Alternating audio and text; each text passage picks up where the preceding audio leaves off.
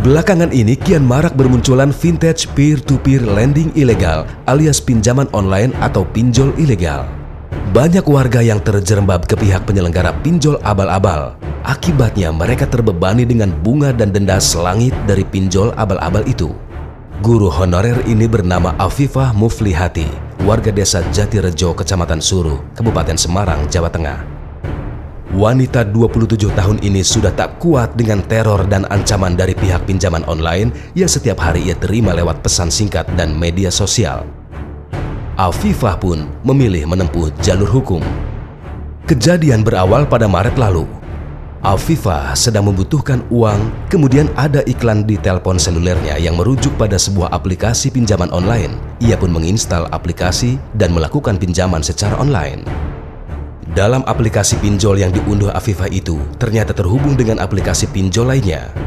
Setelah mengikuti syarat peminjaman, akhirnya uang langsung ditransfer ke rekening Afifah sebesar 3,7 juta rupiah dengan tempo hanya 7 hari. Padahal dalam aplikasi, Afifah mengajukan pinjaman 5 juta dan dijanjikan tempo pembayaran 90 hari. Namun dalam kurun 5 hari, Afifah sudah ditagih dengan nada ancaman akan disebar identitas lengkapnya. Jumlah yang harus dibayar juga terbilang fantastis, yaitu sebesar 200 juta rupiah. Saya ambil pinjaman online di aplikasi ini itu yang awalnya saya kira itu bisa membantu saya untuk memenuhi kebutuhan saya dan keluarga, tapi ternyata inilah yang terjadi. Berarti terjerumus dalam iklan tadi ya? Iya, jadi di sini itu seolah-olah dalam aplikasi ini itu sudah disetting dan saya itu nggak keluar dari sini gitu loh mas. Jadi kebiasaannya didesa, pernah pas kalau sudah didesa otomatis kan nanti saya kan pasti muter ke aplikasi yang lain. Afifah mungkin hanya sebagian kecil dari masyarakat yang terjerumus dalam lingkaran sesat pinjaman online. Janji manis dan mudahnya syarat mendapatkan rupiah nampaknya menjadi solusi terbaik saat ini bagi masyarakat yang menginginkan cepatnya dalam melakukan pinjaman uang. Namun di sisi lain, kekurang hati-hatian masyarakat menjadi sasaran empuk bagi aplikasi ilegal pinjaman online untuk meringkus mangsanya.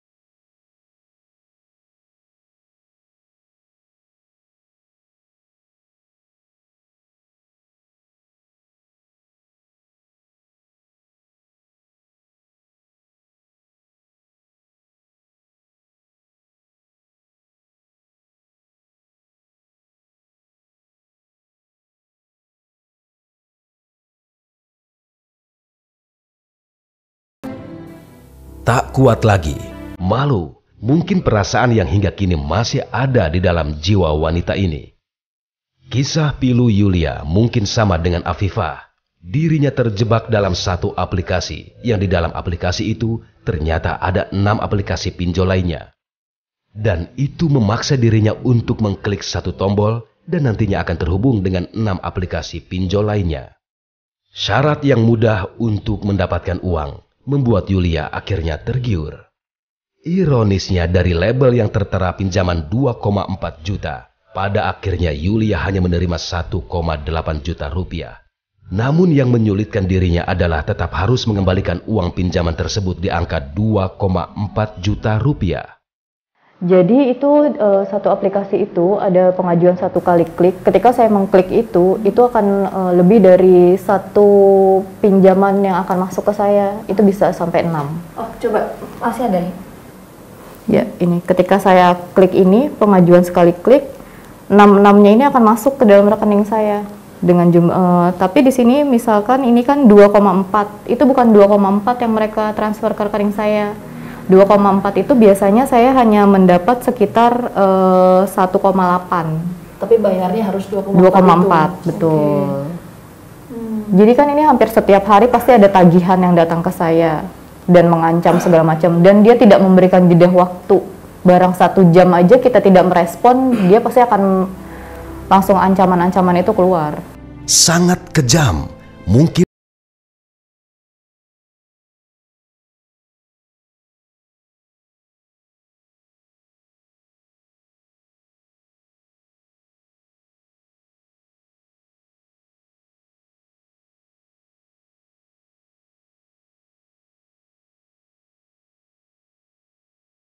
ketahui sang orang tua, akhirnya Yulia tak kuasa untuk menutupinya.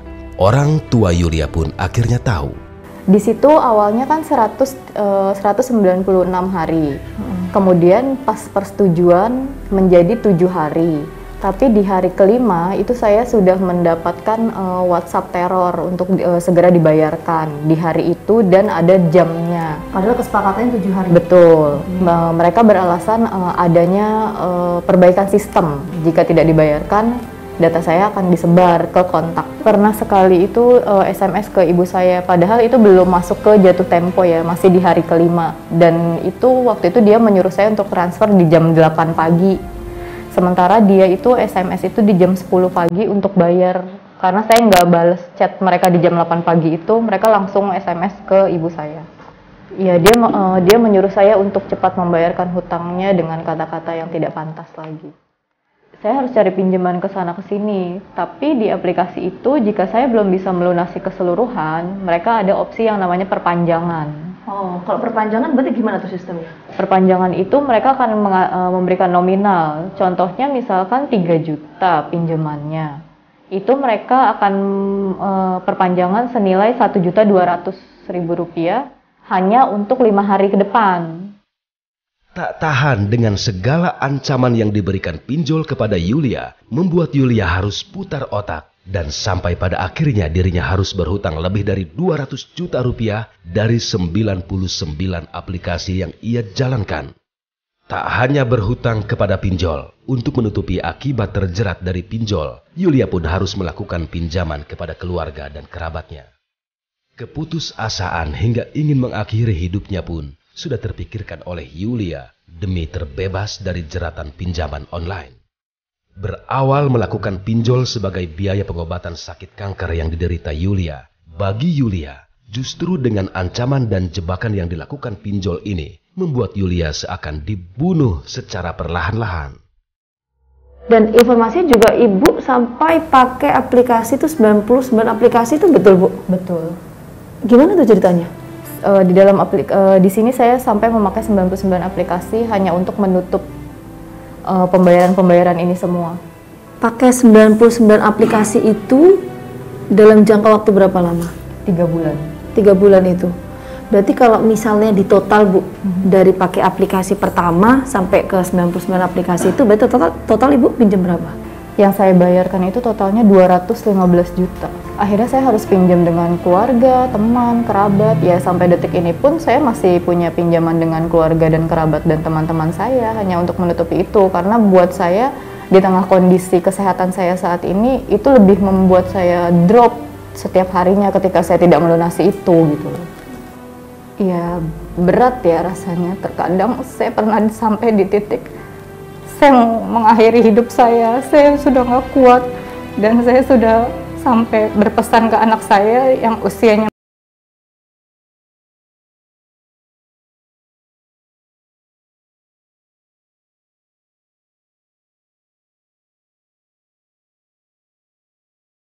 dengan pinjol-pinjol ini yang awalnya saya gunakan ya untuk biaya berobat saya, tapi malah Pinjol-pinjol ini bukan membantu saya mengobati, tapi malah membunuh saya secara pelan-pelan sih, terutama psikis saya ya yang mereka hantam.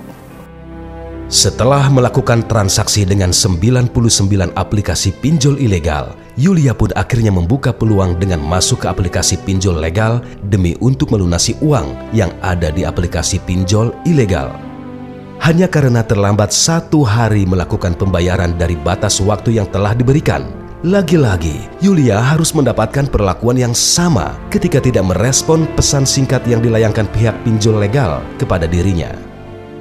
Tapi Ibu sempat juga pernah pinjam secara legal, pinjaman online secara legal? Pernah coba juga? Pernah. Demi untuk menutupi si ilegal ini yang karena memang luar biasa kata-katanya ya. Jadi pinjaman online secara legal itu tidak pernah lah ya Ibu mendapatkan ancaman atau lain sebagainya? Pernah.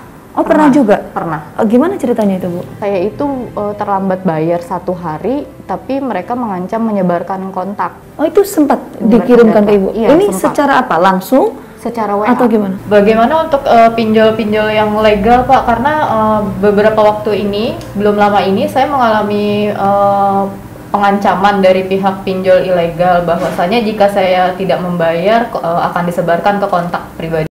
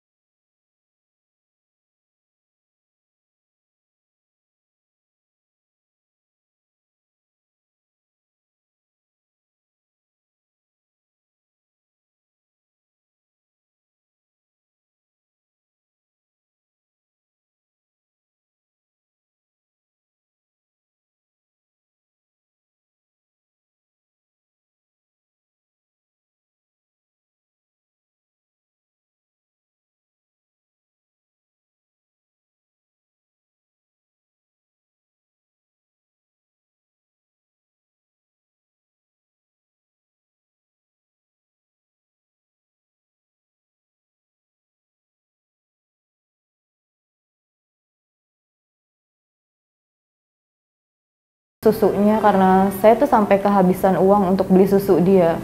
Ditambah lagi saya harus beli obat untuk saya sendiri kan yang benar-benar nggak boleh putus.